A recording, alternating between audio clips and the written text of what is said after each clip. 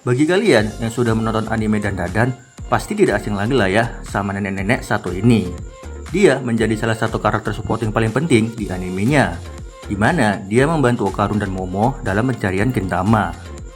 Nah, nenek-nenek dengan tampilan ya nenek-nenek adalah yokai pertama yang dihadapi Okarun dan Momo, yang pada akhirnya ia malah mengutuk Okarun dan mengambil 2 bijinya. Nah, awalnya tubuh Granny bukanlah roh yang jahat. Dia adalah manusia biasa dengan hati yang lembut. Namun setelah menjadi yokai, baru deh dia menjadi nenek-nenek mesum. Tapi seiring berjalannya waktu, setelah berteman dengan Okarun dan kawan-kawan, dia kembali menjadi pribadi yang baik.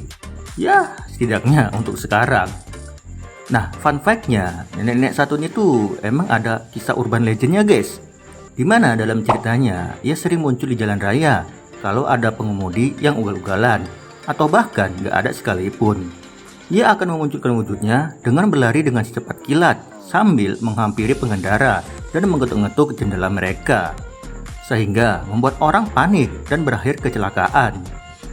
Nah, kalau soal kekuatan, ia diketahui salah satu yokai terkuat dengan kekuatan yang gak kaleng-kaleng.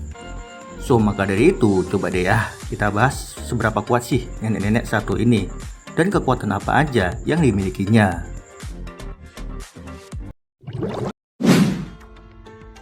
Yang pertama tentu aja yang paling sering kalian dengar, yaitu kecepatan lari luar biasa. Diketahui nenek-nenek satu ini tuh mampu bergerak dengan kecepatan 100 km per jam. Bahkan ia mampu bertahan kecepatannya itu meskipun di jalanan yang berkelok. Kedua, teleportasi melalui telepon. So, dia mampu berteleportasi melalui saluran telepon guys, yang dimana dengan memanfaatkan aliran medan magnetik, dia mampu bergerak dengan cepat di dalam kabel, sehingga ia dapat berpindah tempat secara instan, yang membuatnya unggul dalam serangan mendadak maupun melarikan diri. Ketiga, spirit form. Tubuh Granny mampu mengubah wujudnya menjadi bentuk spiritual, yang dimana dalam mode ini ia dapat merasuki spirit yang lain dan dapat mengontrol tubuhnya juga. Nah, seperti yang ia lakukan ketika mengontrol roh kepiting. Lebih hebatnya lagi, ketika ia mengambil tubuh targetnya ini, ia masih bisa menggunakan kekuatannya guys. Seperti contohnya, berlari dengan kecepatan tinggi.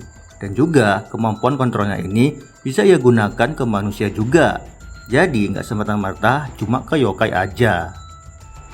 Keempat, memberikan kutukan. Nenek-nenek peot satu ini tuh bisa mengutuk siapapun guys. Nah, ketika ada orang yang mencoba melarikan diri darinya, dia akan segera mengutuk mereka dengan cara mengambil bijinya. Nah, selain itu, kutukannya juga berupa kesurupan, yang dimana sang nenek akan merasuki tubuh targetnya, lalu kemudian mengendalikan tubuh mereka dan menyerang siapapun yang ia mau. Nah, kutukannya ini hanya bisa dihilangkan jika 2 biji targetnya kembali, atau sang nenek dapat dimurnikan. 5. Memberikan keberuntungan pada orang lain. Kemampuannya ini ia peroleh ketika ia tersegel di sebuah patung kucing. Hanya saja ini tuh acak, siapa aja bisa dapat, termasuk musuhnya. Keenam, teritori control. Saat ia merasuki roh kepiting, ia memiliki kekuatan untuk mengontrol apapun yang ada di sekitarnya.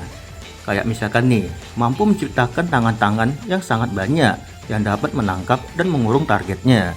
Dan juga ia mampu berkomunikasi dengan roh lain, sehingga ia dapat minta bantuan pada mereka. Tapi sekali lagi ya, asalkan roh-roh tersebut tuh masih di area teritorinya. Kalau misalkan udah di luar jangkauan, ya nggak bisa.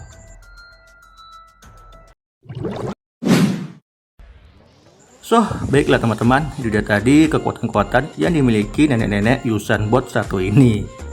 Yaudah, kalau gitu segitu aja lah ya pembahasan kita. Terima kasih nih buat teman-teman yang sudah menonton, dan kita akan berjumpa lagi di video berikutnya. Dadah!